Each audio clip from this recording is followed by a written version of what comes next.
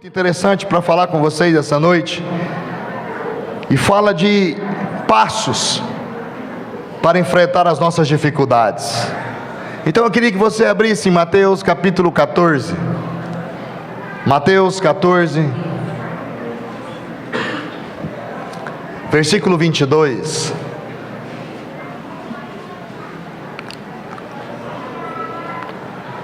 Mateus 14, 22.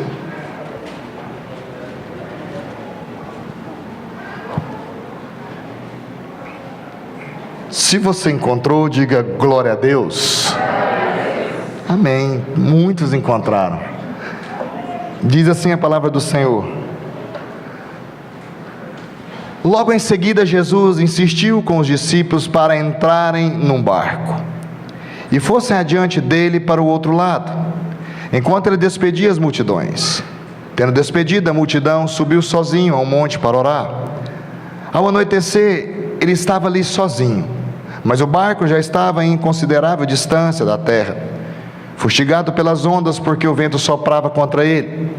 Alta madrugada, Jesus dirigiu-se a eles andando sobre o mar. Quando o viram andando sobre o mar, ficaram aterrorizados e disseram: é um fantasma, e gritaram de medo. Mas Jesus imediatamente lhes disse: coragem, ou tende bom ânimo, sou eu, não tenham medo.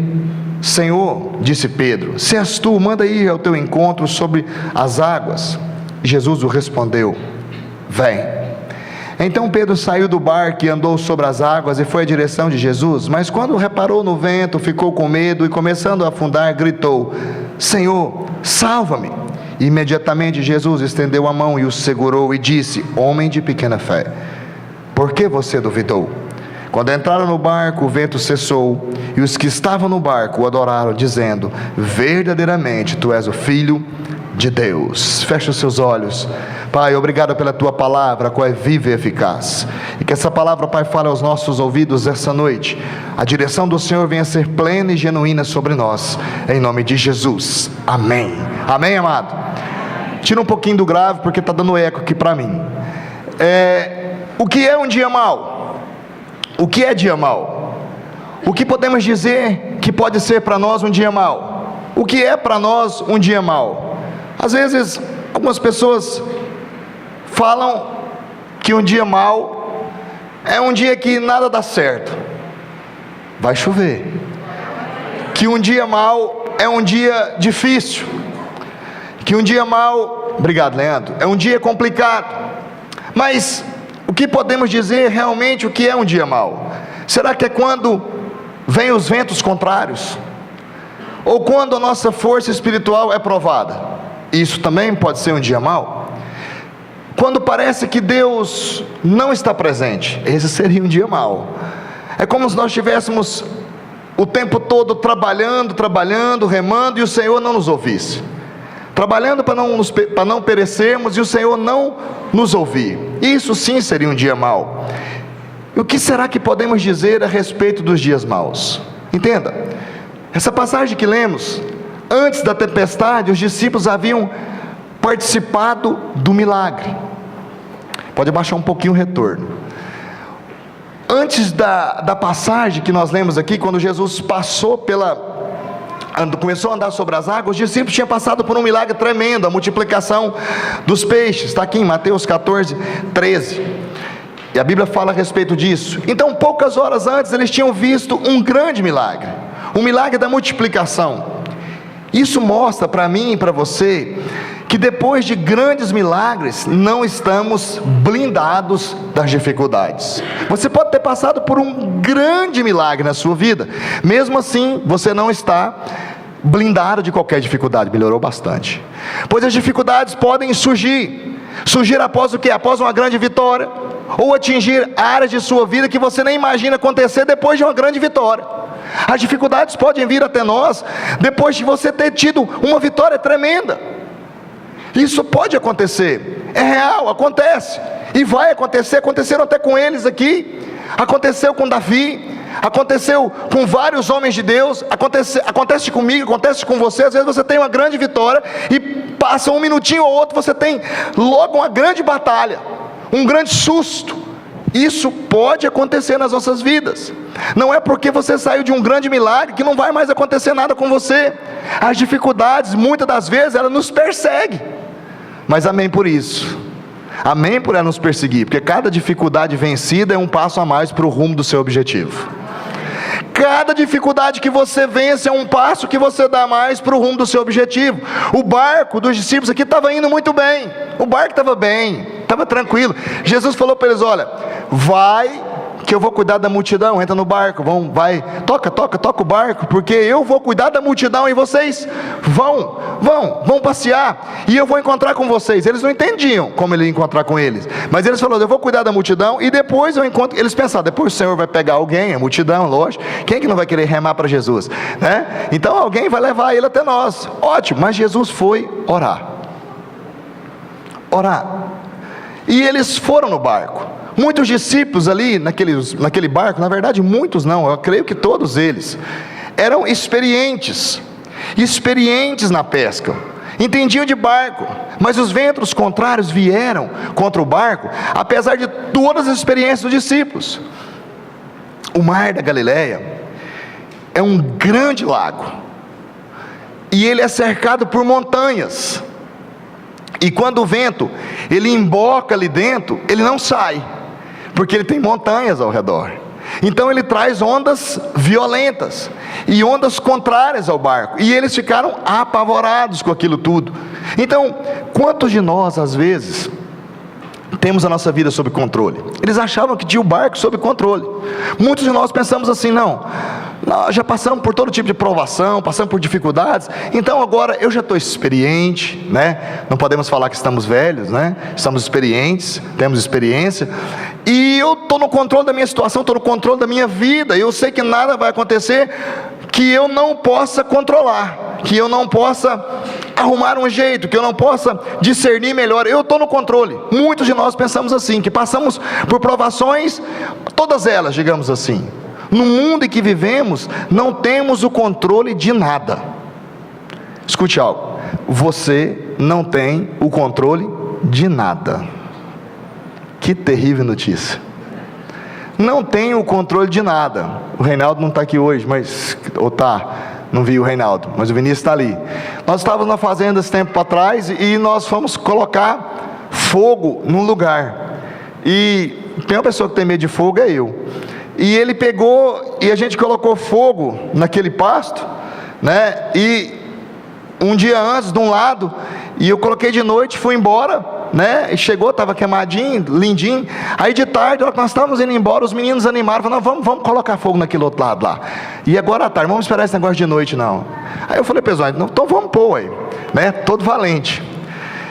O capim estava mais ou menos dessa altura, sabe, e cercado de pastos ao redor. Aí fizeram um aceiro, tinha feito um aceiro antes e tudo, e eu subi lá em cima numa taburra e fiquei lá, e desceu dois para lá para fazer aquele fogo, ficou eu e o Reinaldo, e eu comecei a olhar de longe, eles começaram a botar fogo nos cantos, e o fogo ia subindo, e mais ou menos a distância, como daqui na Praça do Relógio, eu escutava o fogo estralar, e eu olhava aquele fogo, e aquele fogo ia subindo, e o Reinaldo olhou para mim e falou assim: fica tranquilo, pastor, o fogo está sob controle. Eu falei: sobre o quê? Sob o controle? Meu filho, estamos perdidos. Se esse vento virar, nós vamos botar fogo no Goiás inteiro, porque ninguém cerca isso aqui, entendeu? Só Deus. Falei para ele: não tem nada sobre controle, nós não temos controle de nada. Ele falou: não, mas está cheio de máquina lá em redor. Eu falei: queima tudo. E eu falei para ele: você quer saber de uma coisa? Vamos embora, que mais tarde eu volto. Peguei, fui embora, voltei mais tarde, graças a Deus não tinha dado nada errado. Mas ninguém está no controle da situação, é só o Senhor. Ninguém está no controle da situação, ninguém. Não estamos em controle de nada. Achamos que passamos por todo tipo de provação, mas nesse mundo aqui, nós não estamos no controle de nada. Por mais que pareça fácil a situação, você nunca está no controle. Só Jesus está no controle de todas as coisas. A confusão aqui naquele barco, ela foi total. Um corria para um lado, outro corria para o outro, puxa a vela, solta a vela, sai do manche, pega, põe o trem no chão, pula dentro d'água, sai. Ninguém sabia o que fazer, e todos eram pescadores. e ninguém sabia o que fazia. Os discípulos não sabiam o que fazer, mesmo sendo homem de pesca, homens que estavam acostumados com aquele lugar, não sabiam o que fazer diante daquela tempestade que eles enfrentavam. Preste atenção, cada tempestade é diferente da outra. Você pode até ter passado por algumas tempestades, mas não se iluda, achando que todas elas são iguais, porque não são.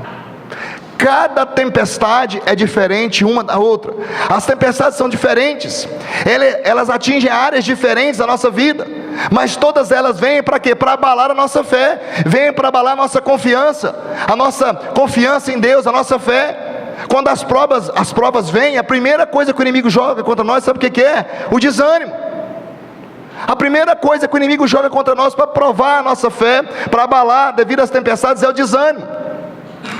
Detectamos um homem de Deus, sabe de que jeito? Como detectamos um homem de Deus, um homem que tem fé? No período das provas.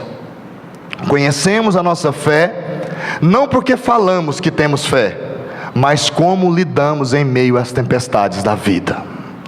Ali você vai basear a sua fé. Como você lida com as suas dificuldades é que mede o seu nível de fé e de confiança a Deus. Como você lida com os problemas, é assim que você mede toda essa sua fé. No meio da tempestade, as coisas vão ficar difíceis. Em meio às tempestades, as coisas vão ficar complicadas. Em meio à tempestade, também vai haver uma luz. Os discípulos viram Jesus andando sobre as águas e pensaram que era um fantasma. A escuridão naquele lugar era total. Era por volta das 3 às 6 da manhã, na madrugada, digamos assim. E muitas vezes a luz que vemos, ela parece imaginação, ela parece loucura. Você não entende? A luz é crer aonde? No milagre. Contra todas as circunstâncias, você olha para a luz e fala: eu creio que Deus vai prover na minha vida. As pessoas muitas das vezes vão dizer assim: não tem jeito mais, não dá mais, não vai para suportar, o problema é muito grande, a dificuldade é maior do que você não vai conseguir. Mas você dirá: existe ainda uma luz. Não é a luz no fim do túnel, mas é a luz que existe no seu coração, e essa luz é Jesus. Ele veio trazer luz na escuridão que você está. Ele veio trazer luz ao seu coração. Você pode até estar passando por N dificuldades, mas há uma luz que está em você, e ela brilha, e a Bíblia fala que essa luz é a luz do mundo, e ela se chama Jesus. Você pode aplaudir esse Deus?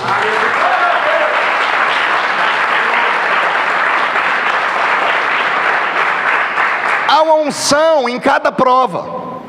Por mais que nós achamos que não, mas há uma unção em cada prova. Não adianta queremos entendermos pela mente as situações. Só alcançaremos essa unção e teremos revelação dessa unção por fé. A adversidade nas mãos de Deus se torna uma grande bênção. Na tempestade, os discípulos, em pânico, ouviram uma voz, a voz de Jesus. Você também hoje pode ouvir a mesma voz. Escute, Jesus pode estar falando com você. A voz do Senhor pode estar falando aos seus ouvidos. Em nome de Jesus, eu ministro sobre a sua vida essa noite, que você vai começar a ver e ouvir em linha com o trono de Deus. Você vai ver e ouvir segundo a vontade de Deus a sua vida. Ele vai discernir os seus passos, Ele vai discernir as suas dificuldades, Ele vai brilhar cada vez mais nas escuridões da sua vida, para que haja luz. A primeira coisa que Jesus falou para eles, quando eles encontraram Jesus, foi: tende bom ânimo. Na outra tradução da NVI, ele fala, Jesus chega e fala: coragem, eu estou aqui. Também a primeira coisa que o diabo faz nas nossas vidas é tentar nos desanimar. Uns escutam a voz do Senhor, mas às vezes a voz está um pouquinho longe, e você dá ouvido à voz do diabo, que fala para você o seguinte: fica deprimido, fica desapontado, fica triste, fica irado, pois essas pessoas falharam com você, e também o Senhor falhou com você. As promessas não vão se cumprir em você. Você tem todo o direito, toda a razão de ficar irado, de ficar grilado, de ficar chateado. Você tem todo o direito de ficar triste. Amado, Satanás não brinca de te assustar não. ele quer te derrubar, ele quer te destruir, ele quer aniquilar, ele quer tirar o seu foco, ele vai falar ao seu ouvido também. Mas se você estiver disposto a escutar aquilo que Deus tem para você, a doce voz do Espírito Santo dirá para você o seguinte: tem de bom ânimo, coragem, eu estou contigo, se passares pelo fogo não te queimarás, porque eu te fortaleço, te ajudo, te tomo pela minha mão direita, te sustento, não te abandonarei, sou o teu pastor, tu não serás atingido, sou o teu refúgio, sou a tua fortaleza, sou o teu socorro presente na angústia, na tribulação, eu estou presente em sua vida. Então tem de bom ânimo, coragem. Diga para o irmão que está do seu lado: coragem. Tem de bom ânimo, o Senhor está presente. Sabe por quê? Porque a segunda coisa que o Senhor falou para eles depois de tem de bom ânimo ou coragem, o Senhor fala para eles: tem de bom ânimo, coragem, sou eu. É tremenda essa frase. Todo mundo em pânico, desesperado com aquela situação e tudo correndo para um lado e para o outro. Jesus aparece, eles falam: é um fantasma, é um fantasma. Aí Jesus fala: coragem. Aí todo mundo para, aí ele fala: sou eu. Escute essa voz para os seus problemas: sou eu, sou eu, sou eu, eu estou aqui. Quem? Eu, o Senhor, o grande eu sou, o todo-poderoso, o grande é o Shaddai, Adonai, o Senhor. Tudo se rende aos meus pés, do grande eu sou. Não existe nenhum impossível para o eu sou. Jesus está dizendo: olhem para o grande eu sou, olha para mim. Jesus dizia: não olhe para as dificuldades, não olhe para o vento, não olhe para o mar, não olhe para os problemas, olhe para mim. O vento sopra, olha para mim. As dificuldades tentam te abalar a sua fé, e ele fala: sou eu, olha para mim, porque eu sou o Senhor. O Senhor. Terceira coisa dentro dessa frase de Jesus, ele fala: tem de bom ânimo, coragem, eu sou. E ele fala: não tenha medo. Não tenha medo. O temor é o oposto da fé. Não existe vitória no medo. Não podemos aceitar o temor, o terror ou o medo. O medo é o mesmo nível da feitiçaria, da incredulidade, da mentira. O medo nos anula, o medo nos faz retroceder, o medo nos faz olhar as circunstâncias. E Jesus fala: não olhe as circunstâncias. Lembra do cântico antigo? Não olhe as circunstâncias. Não, olhe. Não me guio por vistas, alegre estou. Não olhe as circunstâncias, olhe o Senhor. As circunstâncias podem vir, mas você tem que olhar o Senhor. Quero te levar a outro texto que o Senhor ministrou a minha vida. Abre em Lucas capítulo 7, Dr. Lucas capítulo 7, versículo 11. Fala de uma história interessante. Jesus e a viúva na cidade de Naim. Encontrou Lucas 11. Isso, 7 e 11. Ué, porque eu já tinha falado de 7, falei 11 agora, não? Muito bem. Lucas 7, 11. Igual hoje de manhã. Logo depois, Jesus foi a uma cidade chamada Naim, e com ele iam os seus discípulos e uma grande multidão. Ao se aproximar da porta da cidade, estava saindo o enterro do filho único de uma viúva, e uma grande multidão da cidade estava com ela. Ao vê-la, o Senhor se compadeceu dela e disse: não chore. Depois aproximou-se e tocou o caixão que carregavam, e os que carregavam o morto pararam. Jesus disse ao jovem: eu te digo, levanta-te. Ele se levantou, sentou-se e começou a conversar, e Jesus o entregou à sua mãe. Amado, veja que contraste nesse texto. Encontramos nesse texto duas multidões. Uma com Jesus, a outra com o enterro. Uma multidão considerável. Uma ia com os discípulos e Jesus, a grande multidão que acompanhava Jesus. E ao se aproximarem da porta da cidade, estava saindo o enterro de uma viúva do seu único filho. Uma viúva que só tinha um filho.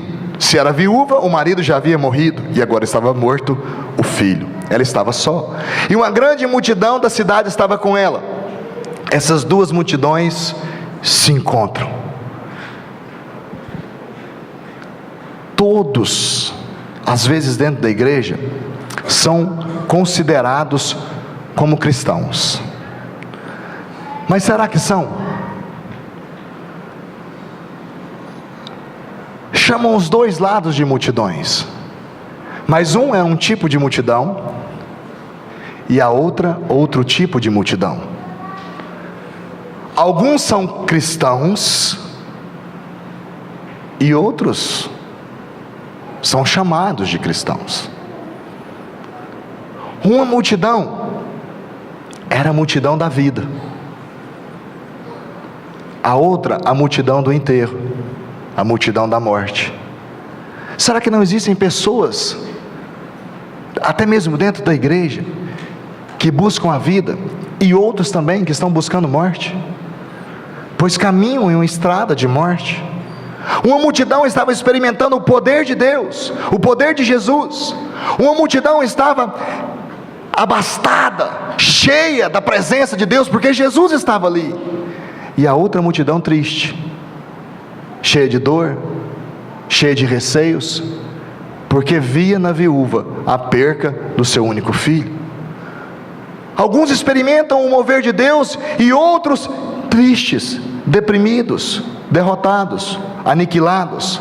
Por quê?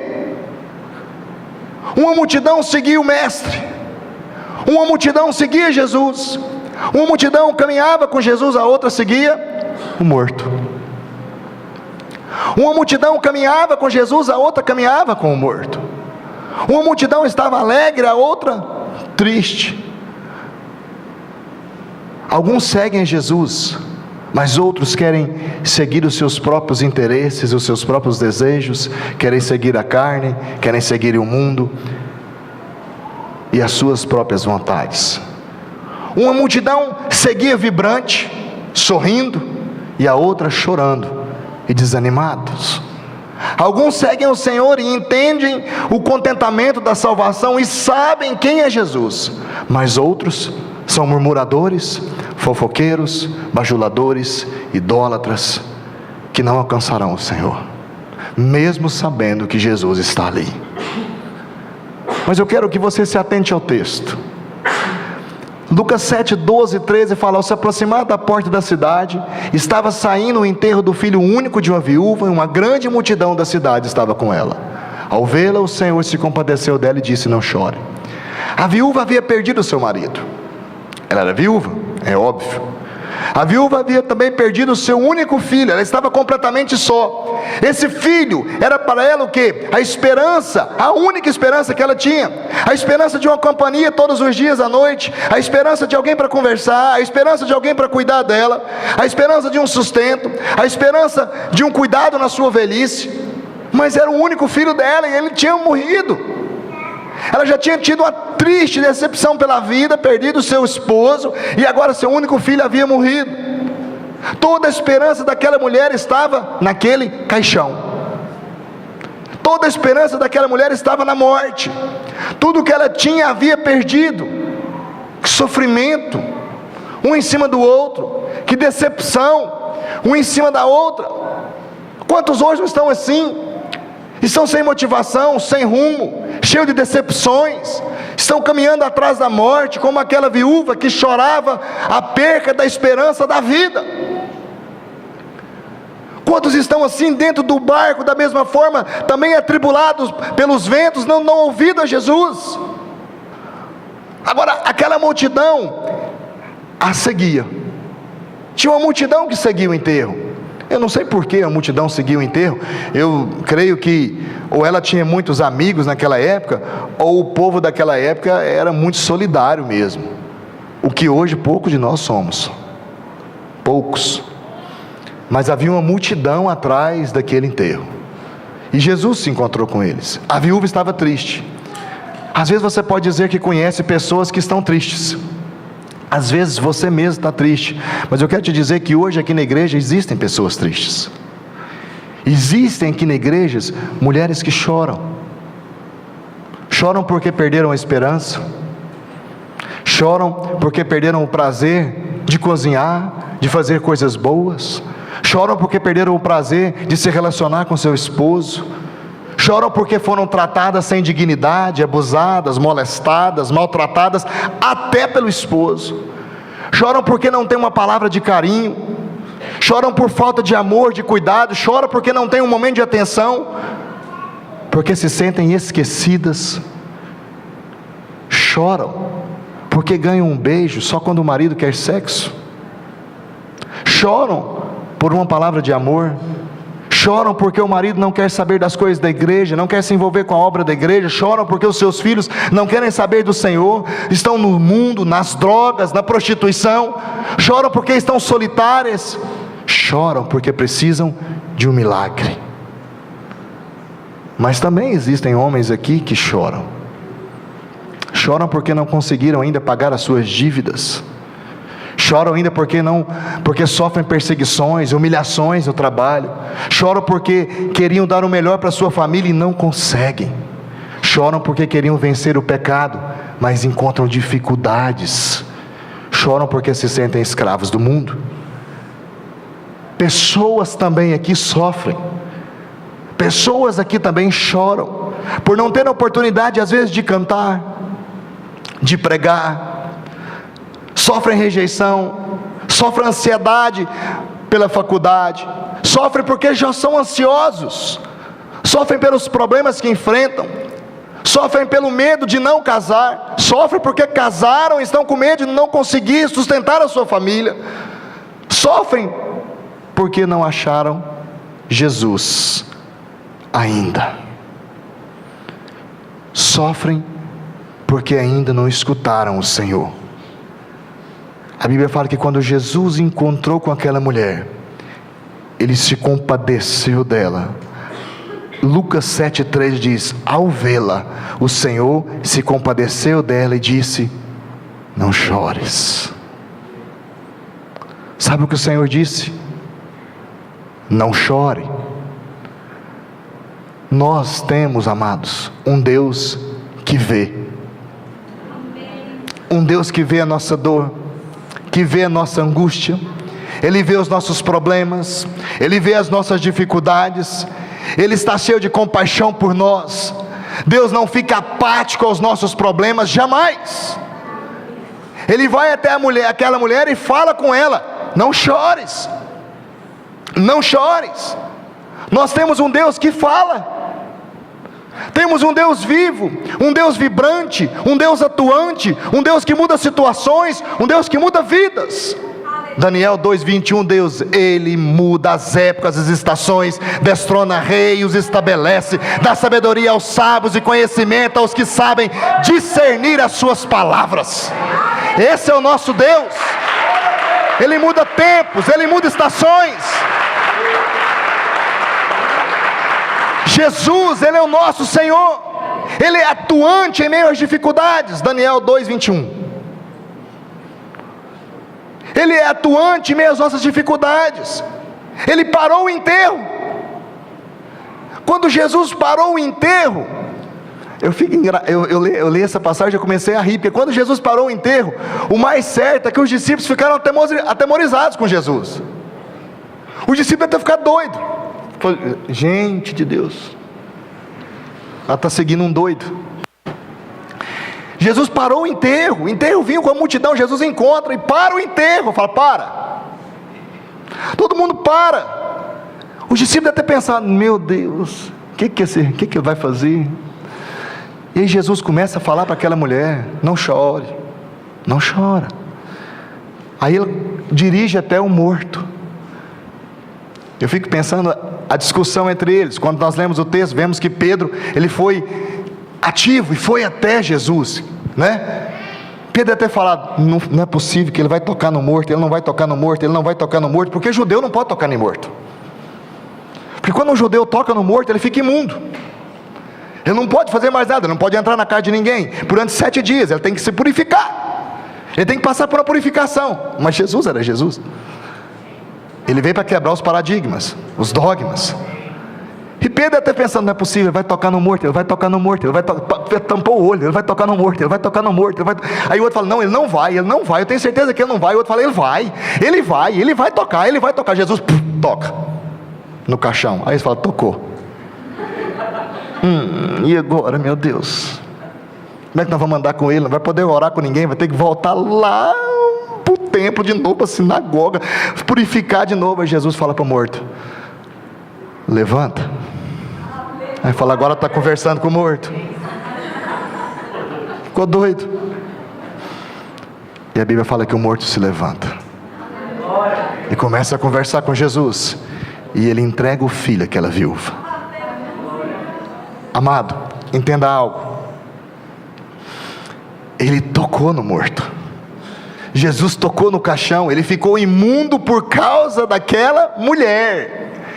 Ele ficou imundo. É lógico que ele se purificou porque ele é o Senhor, mas ele decidiu, ele quebrou a regra, ele quebrou o paradigma, falou, eu sou o Senhor e eu toco. Quando Jesus encontrou um leproso lá em Marcos capítulo 2, se eu não me engano, ele chega à cidade, o leproso lá de fora da cidade, ele encontra Jesus, corre até Jesus, capaz que todo mundo sai correndo, que um leproso correndo para o lado de Jesus, todo mundo correndo, vai pegar lepra, sai correndo, fica só Jesus. Ele chega até Jesus e fala, Senhor, se queres, tu podes me curar. E Jesus fala, eu quero, vem cá, toca nele. O que você quer de Cristo? O que você espera dele? Jesus, além de parar o mundo, ele parou a morte. Jesus, além de transformar o mundo, ele transformou a morte em vida. Ele falou para a morte, só tem uma coisa, quando nós dois encontrar, só sai um, e esse um é eu. Quando nós dois encontrarmos, só vai sair um vivo. E sabe quem vai sair vivo? Eu. Porque em mim a essência da vida. Eu sou a essência da vida. A essência da vida está em mim. A essência da vida está em mim. Ele consolou a mulher e colocou um milagre nas mãos dela. A Bíblia fala lá em Lucas 7, 14, 15, depois aproximou e tocou no caixão que eles carregavam, e eles pararam. Jesus disse, jovem, eu te digo, levanta. E ele levantou, sentou-se e começou a conversar. Os que estavam carregando o caixão devem ter caído uns 3 de susto. E Jesus disse, não tem jeito, se estiver aqui não há morte. A vida de Deus, hoje, amado, ela está embutida em você. A morte não pode com Jesus, nada pode mudar a vida que há em Jesus, nada pode deter o amor de Deus, e a vida de Deus, hoje, está contida em sua vida, embutida em você, por causa da pessoa de Jesus. Então nada pode nos deter, nada pode nos separar do amor de Deus. Pois eu estou convencido e estou certo de que nem a morte, nem vida, nem anjos, nem demônios, nem presente, nem futuro, nem quaisquer poderes, nem altura, nem profundidade, nem qualquer outra coisa na criação será capaz de nos separar do amor de Deus que está em Cristo Jesus, nosso Senhor. Nada pode nos separar do amor de Deus. Romanos 8, 38 e 39. E o 37 diz, em todas as coisas somos mais que vencedores. Ele terminou com o choro daquela viúva, e Ele vai limpar as nossas lágrimas também. Pois a sua ira só dura um instante, mas o seu favor dura a vida toda. O choro pode persistir uma noite, mas de manhã brota a alegria. Salmo 35 e Apocalipse 21, 4 diz, Ele enxugará todos os olhos, toda a lágrima, não haverá mais morte, nem tristeza, nem choro, nem dor, pois a antiga ordem já passou. Eis que tudo se fez novo. Agora, volta para o texto-chave, volta para Mateus, capítulo 14, 28.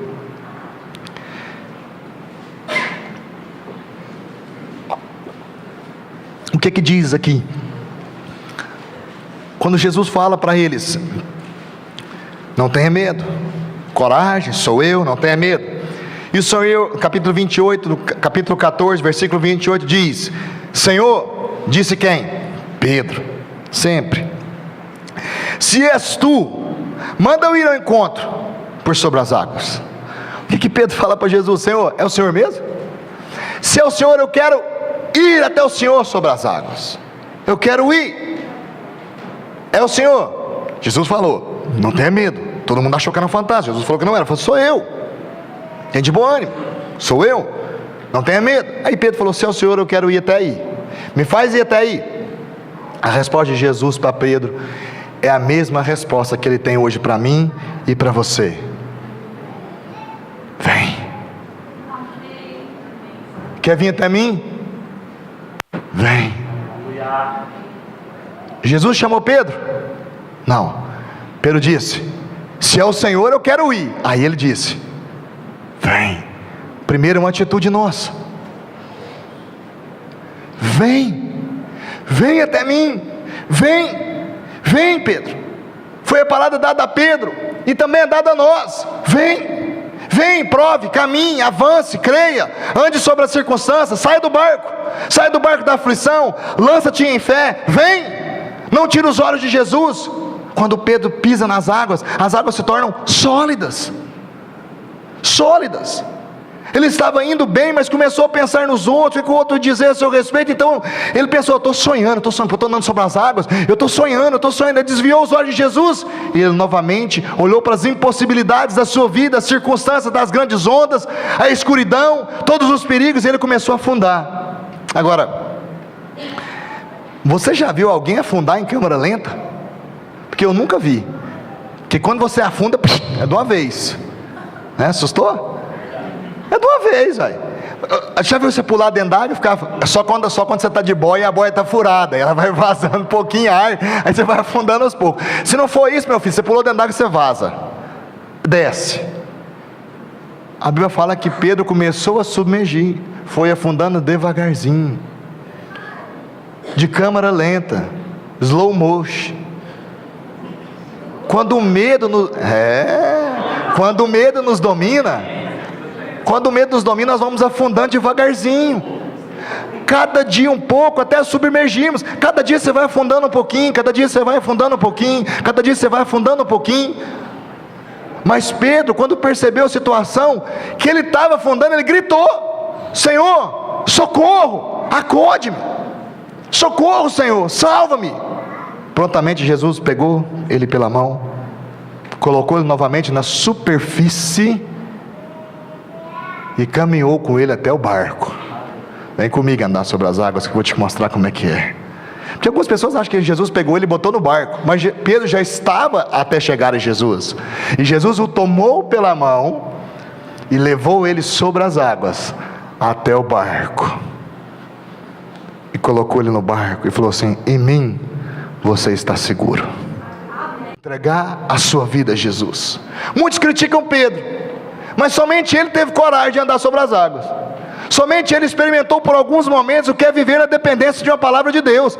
Pedro viveu na dependência de uma palavra de Deus. Jesus falou para ele: vem. E ele acreditou e foi. Até um tempo ele andou sobre as águas. Depois houve incredulidade da palavra, ele começou a afundar. Por isso, se você anda chorando e sofrendo, anda angustiado, anda deprimido, cheio de temores, cheio de dúvidas, Jesus diz para você: vem. E também diz para você parar de chorar. Eu quero te ajudar, eu quero enxugar as suas lágrimas, pois elas são preciosas para mim. Vem até mim hoje.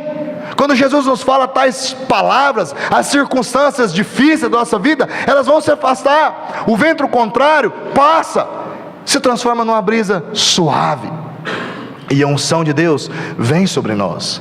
Agora, para receber essa nova unção de Deus, Deus vai te dar um ânimo novo, uma unção de ânimo, para você ser um cristão de fé, otimista, não baseado em contos de fadas, mas baseado na palavra dEle.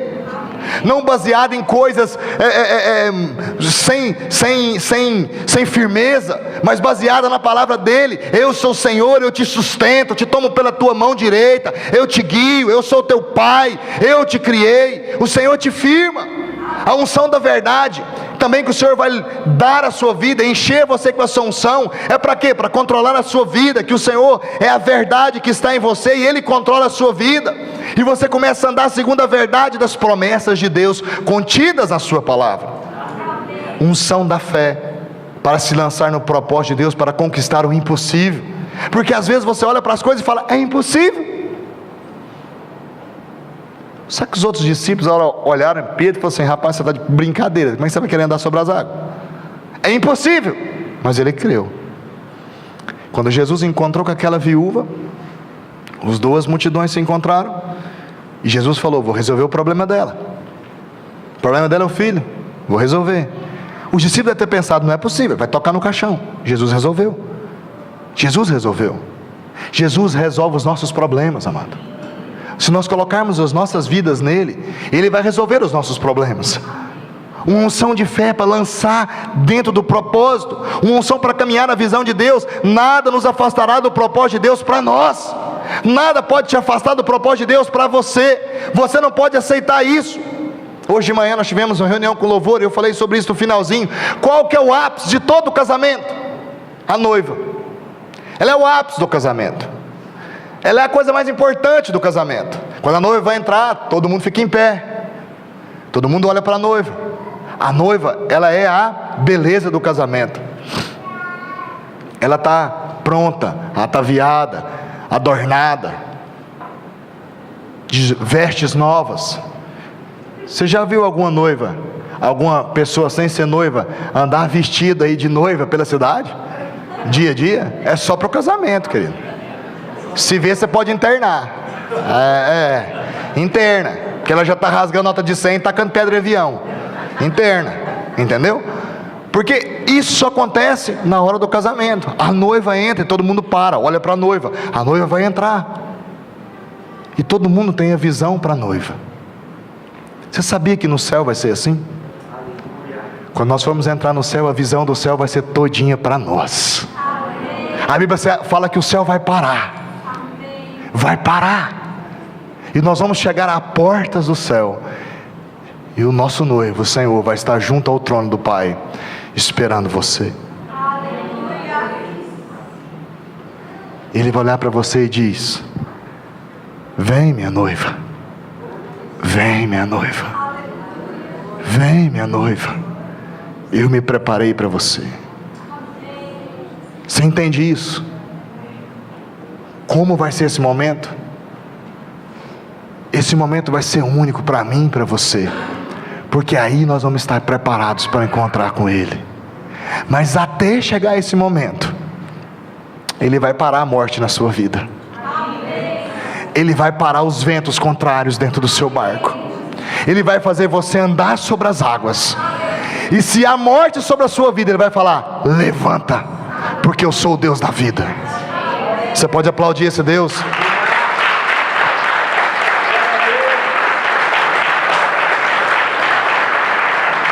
Eu queria, antes de encerrar, dizer algo para você: o seguinte: decida hoje a entrar no propósito de Deus para a sua vida. E o primeiro propósito que gera na sua vida é o seu coração estar ligado ao coração dele. Amém? Queria convidar a equipe de louvor para vir à frente.